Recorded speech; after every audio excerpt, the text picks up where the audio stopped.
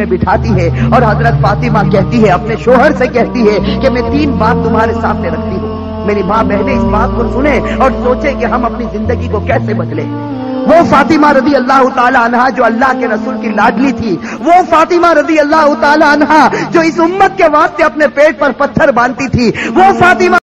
फातिमा रदी अल्लाह ताला अन्हा पेशानी पर हमारे नबी ने बोसा दिया, वो फातिमा रदी अल्लाह ताला अन्हा जिनके बारे में हमारे नबी ने कहा सय्यदतु निसाई अहलिल जन्नह फातिमा रदी अल्लाह ताला अन्हा कि जन्नत में औरतों की अगर सरदारन बनेगी तो हजरत फातिमा रदी अल्लाह ताला अन्हा बनेगी।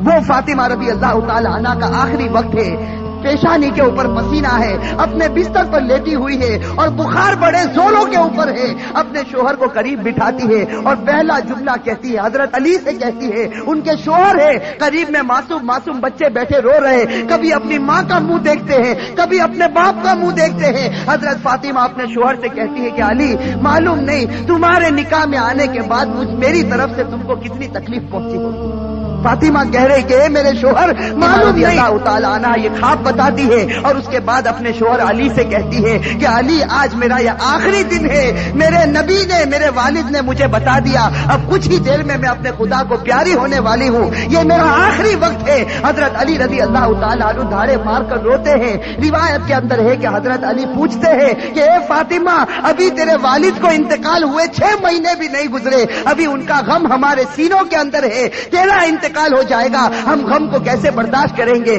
फातिमा जवाब देती है कि अली, अपने शोहर से कहती है कि जिस तरह मेरे अब्बा की वफात पर तुमने सब्र किया था, मेरी वफात पर भी तुम सब्र कर लेना। मेरी माँ बहनें, असल बात मुझे ये बतानी है कि हजरत फातिमा रजी अल्लाह ताला अन्हा की तबीयत खराब से खराब होने लगती है, बुखार चढ़ने लगता है। हजरत फातिमा चक्की पीस रही है, हजरत अली उनके हाथों को पकड़ लेते हैं और कहते हैं कि अब ये बस करो, आज तुम्हारा आखिरी दिन है, तुम हमें छोड़कर जाने वाली हो, ये चक्की को पीसना, ये कपड़े धोना, ये पानी को गर्म करना, ये सब तकलीफ क्यों उठा रही हो। फातिमा रोकर कहने लगती है कि मुझे तुम्हारा भी हक अदा करना है और मुझे मेरे बेटे हसन और हुसैन का भी हक अदा करना है। मैं दुनिया से चली जाऊंगी, मैं चाहती हूँ कि चक्की पीस कर जाऊं, कपड़े धुल कर जाओ, अपने बच्चों को नहला कर जाओ, ताकि मेरे इंतकाल के बाद तुम्हें किसी के सामने हाथ फैलाना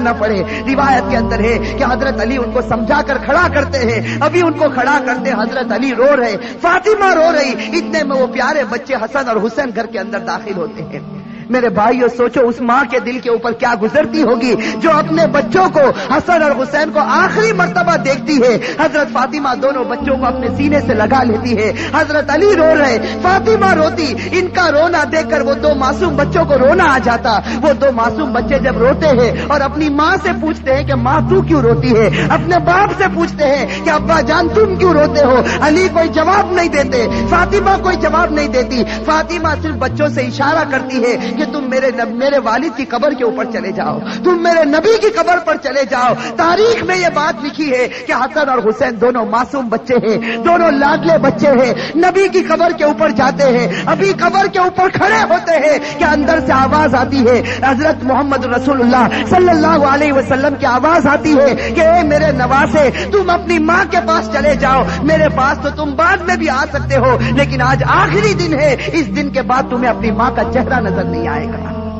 मेरे भाइयों, सोचो उन बच्चों के ऊपर क्या गुजरती। वो बच्चे रोते पीटते घर में आते देखते हैं कि माँ भी रो रही, बाप भी रो रहा, ये दोनों बच्चे आकर रोने लगते, अपनी